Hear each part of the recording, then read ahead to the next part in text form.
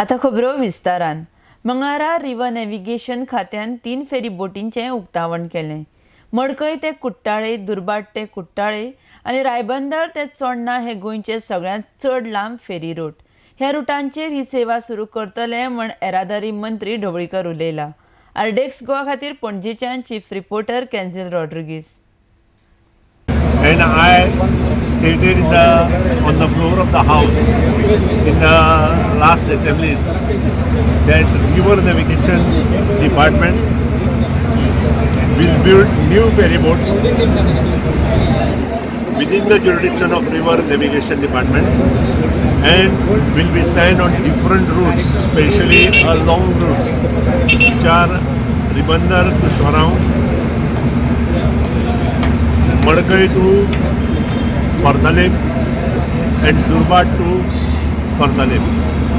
These are the 3 long routes in Goa where we require good ferry boats, and there are incidents at Betimare Panje ferry boats, whereas we assured in the House as well as to the public that within 1 year we will take for new construction of ferry boats.